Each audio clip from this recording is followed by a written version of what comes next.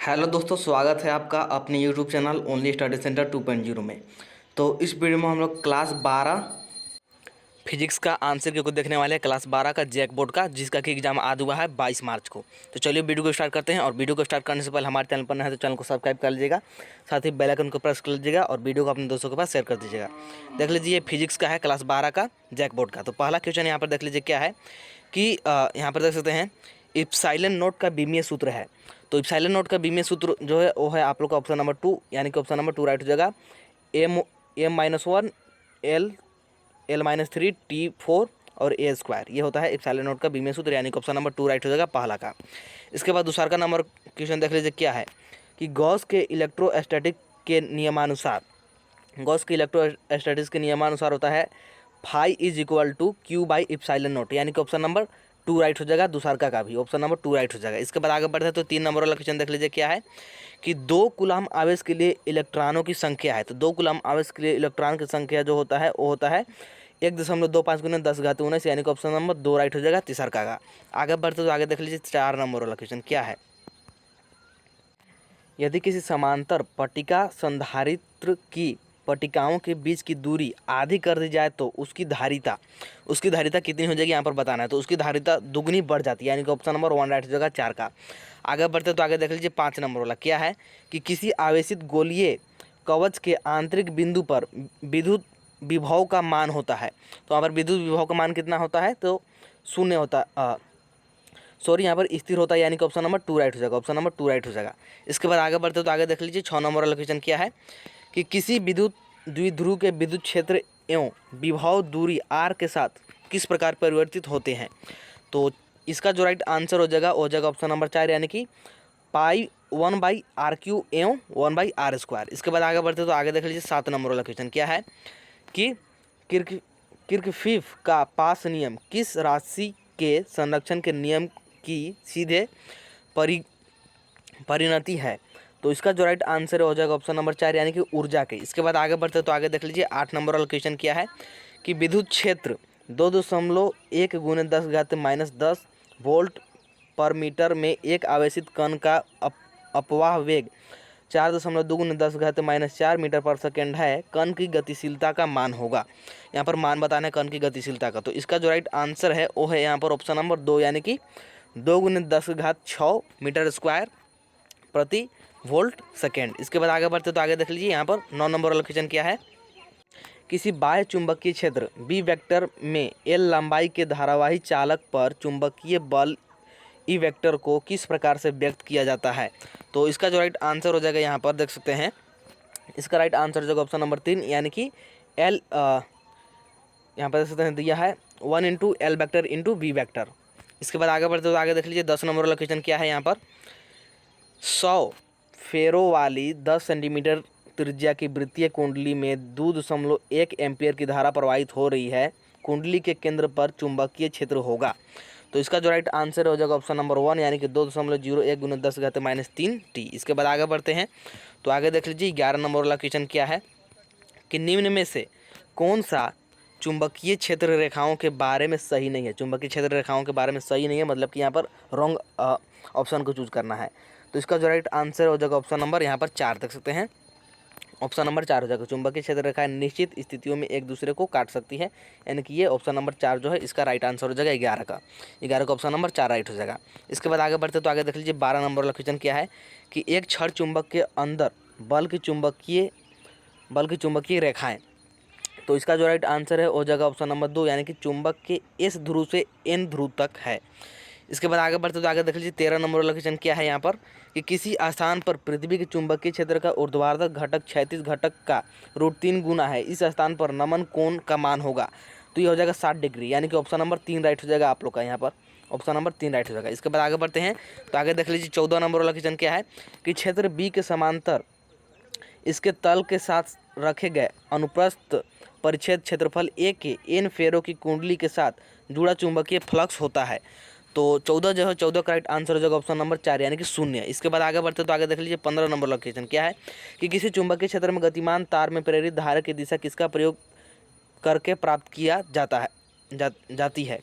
तो जो 15 है, 15 का राइट आंसर हो जाएगा ऑप्शन नंबर 2 यानी कि फ्लेमिंग के दाएं हाथ का नियम। इसके बाद आगे बढ़ते हैं तो आगे देख लीजिए 16 नंबर वाला क्वेश्चन क्या है कि यदि प्राथमिक एवं द्वितीय कुंडलियों में फेरों की संख्या प्रत्येक में 2 गुना बढ़ जाती है तो अन्योन्य प्रेत का होगा।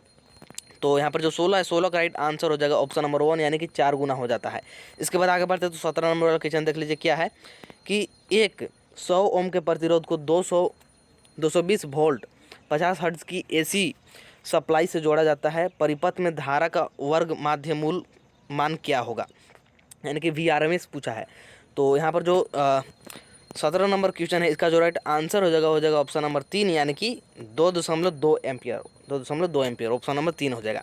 इसके बाद आगे बढ़ते तो आगे देख लीजिए 18 नंबर वाला क्वेश्चन यहाँ पर क्या है कि श्रेणी LCR परिपथ में सप्लाई वोल्टता एवं धारा के मध्य कला कौन होगा। तो 18 का राइट आंसर हो जाएगा ऑप्शन नंबर 1 यानी कि tan phi = XL - XC/R। इसके बाद आगे बढ़ते तो आगे देख लीजिए 19 नंबर लोकेशन कि निम्न में से किस विद्युत चुंबकीय तरंग की आवृत्ति महत्तम होती है। तो 19 का राइट आंसर जो ऑप्शन नंबर 4 यानी कि गामा किरणें। इसके बाद आगे बढ़ते तो आगे देख लीजिए 20 नंबर वाला कि कोहरे में फोटोग्राफी के लिए प्रयुक्त होता है। जब कोहरा पड़ता है तो उसमें फोटोग्राफी के लिए क्या प्रयुक्त होता है, तो उसमें प्रयुक्त होता है औरक्त, यानी कि ऑप्शन नंबर 2 राइट हो जाएगा। इसके बाद आगे बढ़ते तो 21 नंबर वाला क्वेश्चन देख लीजिए कि वस्तु से बड़ा आभासी प्रतिबिंब बनता है, तो ये बनता है अवतल दर्पण में, यानी कि ऑप्शन नंबर 2 राइट हो जाएगा यहाँ पर 21 का। इसके बाद आगे बढ़ते तो 22 नंबर वाला देख लीजिए। 22 नंबर वाला क्या है कि एक सरल सूक्ष्मदर्शी से बना हुआ प्रतिबिंब होता है, तो ये कैसा होता है, तो ये होता है आप लोगों का काल्पनिक व सीधा, यानी कि ऑप्शन नंबर 2 राइट हो जाएगा। इसके बाद आगे बढ़ते तो 23 नंबर वाला क्वेश्चन देख लीजिए क्या है कि तरंगदैर्ध्य में वृद्धि के साथ अपवर्तनांक का मान, तो अपवर्तनांक का मान यहाँ पर घटता है बढ़ता है क्या होता है यहाँ पर बताना है। तो इसका जो राइट आंसर हो जाएगा यहाँ पर ऑप्शन नंबर 2 यानी कि घटता है, तो इसका ऑप्शन नंबर 2 राइट हो जाएगा। इसके बाद आगे बढ़ते तो आगे देख लीजिए 24 नंबर वाला क्वेश्चन क्या है कि द्वितीय तरंगिकाओं की अवधारणा दी थी, किसने दी थी, तो 23 का राइट आंसर हो जाएगा ऑप्शन नंबर 2 यानी कि न्यूटन ने।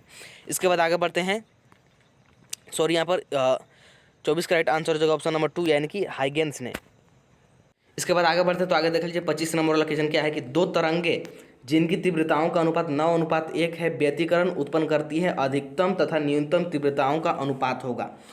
तो इसका जो राइट आंसर हो जाएगा यहाँ पर ऑप्शन नंबर 3 यानी कि 4:1। 25 का ऑप्शन नंबर 3 राइट हो जाएगा। इसके बाद आगे बढ़ते तो 26 नंबर वाला क्वेश्चन देख लीजिए क्या है, देख सकते हैं यहाँ पर कि कांच की एक पट्टिका का प्रकाश किरण 60 डिग्री के कोण पर आपतित होती है, यदि परावर्तित तथा अपवर्तित किरण परस्पर लंबवत हो तो पदार्थ का अपवर्तनांक है, अपवर्तनांक यहाँ पर बताना है पदार्थ का।